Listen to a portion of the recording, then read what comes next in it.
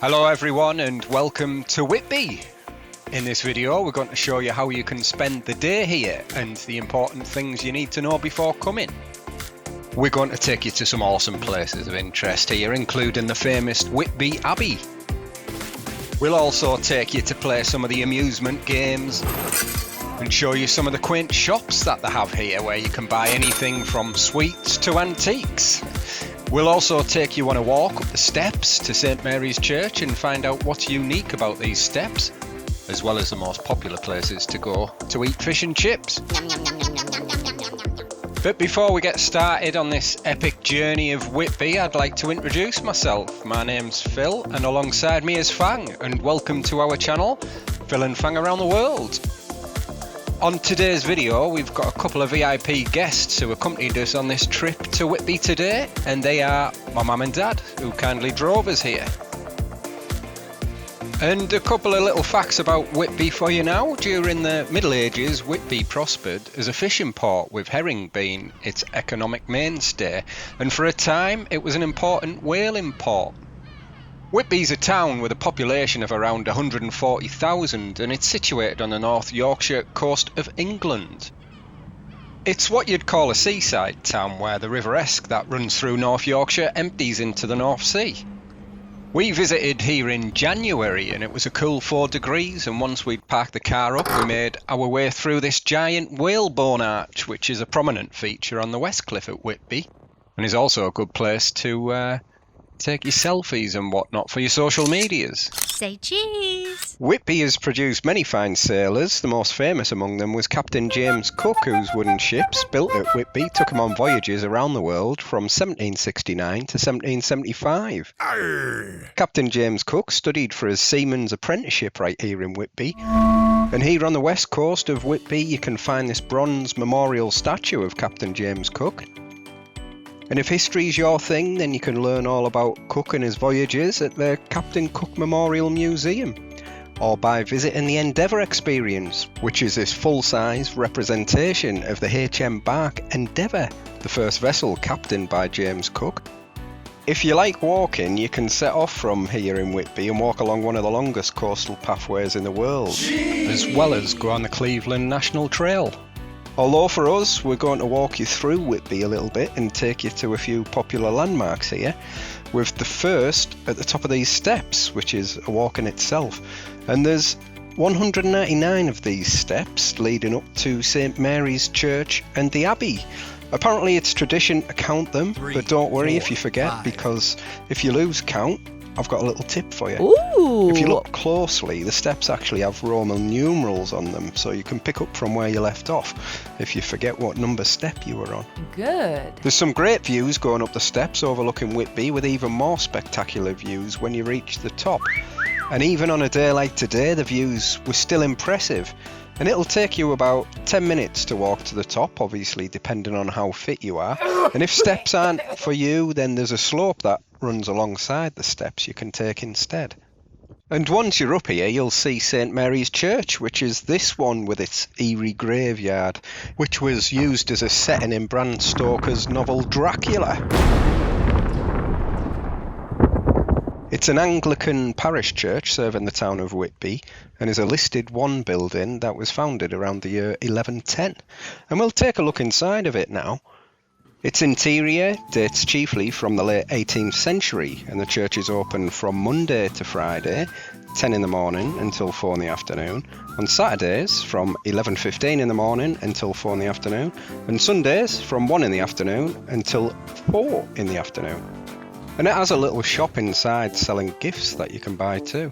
Interesting. And no visit to Whitby is complete without going to see the Abbey, which is what we'll show you now. At 1400 years old, this is one of the oldest abbeys in England. It fell into ruin, like many abbeys in England, when Henry VIII decided to dissolve it so that the land and wealth could be transferred to the crown. Off with his head. And once you're at the Abbey, this place has a cafe and a bar, as well as a fascinating museum where you can discover tales of Viking raids and saintly Saxons. And I'm not going to take up all of your time here. We've got plenty more things to show you in Whitby. Good. Like some of these quaint little shops that they have here. But as usual, we'll give you a little bit of information about the pricing, because I know you said you like it when we break down the costs and tell you how much we pay for everything. So we'll do that here for the Abbey, which comes under English Heritage, which basically means if you have an English Heritage card, you can get in for free. And you can get one of these English Heritage cards by signing up to a membership. It's an annual fee of around £42, I believe, which I think is a reasonable price if you've got the time and you like travelling to these kinds of places. They've got over 400 of these places around England, and otherwise, if you don't have a membership, it'll cost you £12.70 per adult to come here. So that was a bit of an insight into St Mary's Church and the Abbey for you. And as we head back towards the 199 steps, you'll find the walk back down a bit more pleasurable than walking up. And the views from here really do make it worth the visit. And my mum and dad were waiting for us at the bottom of the steps in the 𝐁𝐄𝐒𝐓 pub, where we went and met them to carry on the rest of our trip here in Whitby. And as I mentioned, we'll show you some of the quaint little shops now, and one shop in particular was this famous Whitby glass Lucky Duck shop, where my mum bought Fang a lucky duck. What have we got? Lucky duck. And the lucky ducks come in 12 jewel-like colours, each representing a gemstone considered lucky for each month of the year. And Fang got a red one because that was the colour of the month of January, which is her birthday. And I think something must have been lucky because after we'd bought this, we found out that Fang was pregnant.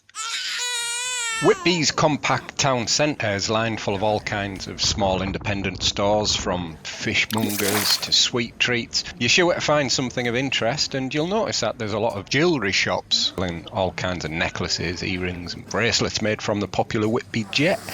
And Whitby jet's an organic gemstone that can be found here in Whitby along the 7.5 mile stretch of North Yorkshire coastline. It's famed for its deep and intense black colour, and it's also very light in weight, which makes it perfect for jewellery. We'll cross back over this swing bridge now and show you a bit of this working harbour, where you can see fishing boats coming and going with a fresh catch of fish from the day. And whilst visiting here, you can also take boat trips yourself at the many different points along the river.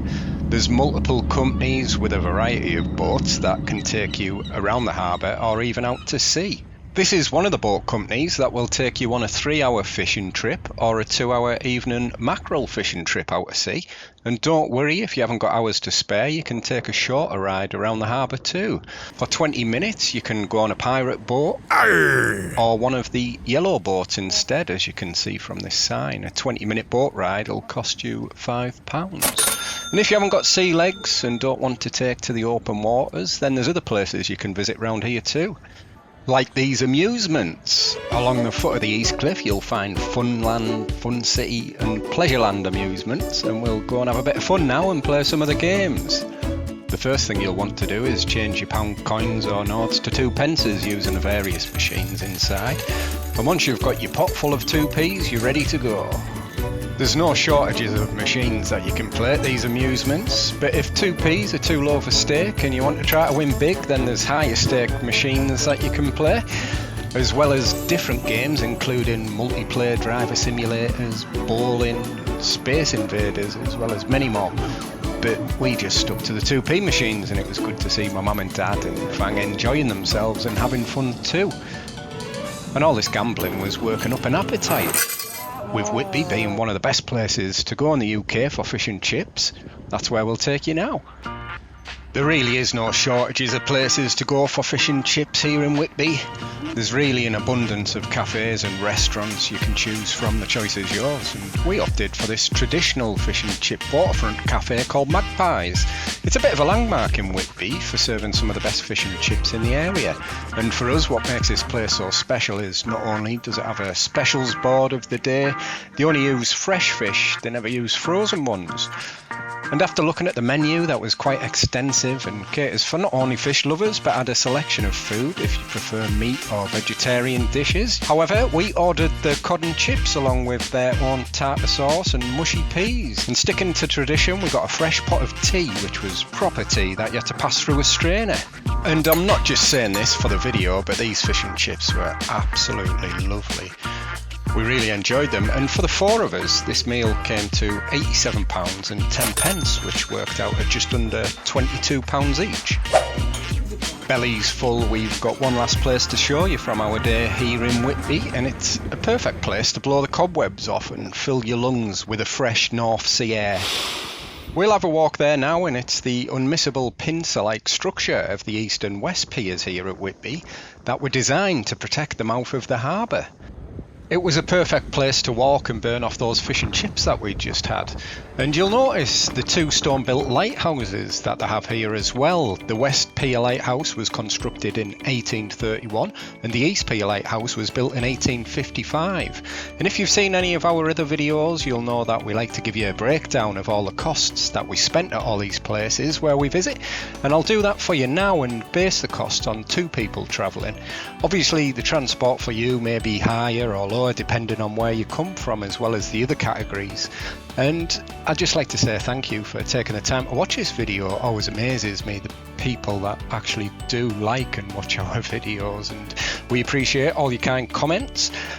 And if you'd like to see more videos of the places that we've visited, we've got lots more on our channel and lots more to come. We appreciate any feedback too. If you found this video has been useful, informative or even entertaining, then we'd love to hear from you. We aim to reply to everybody. So as we leave our day in Whitby, I'd like to say thank you very much for watching. It really does help us reach more genuine people like you, and we shall see you on the next video. So where are we going? Oh, Whitby. Yes, Alan. I don't know. You don't know. So where are we going now? Right. We're going to Whitby. Say that again. Whitby. Whitby.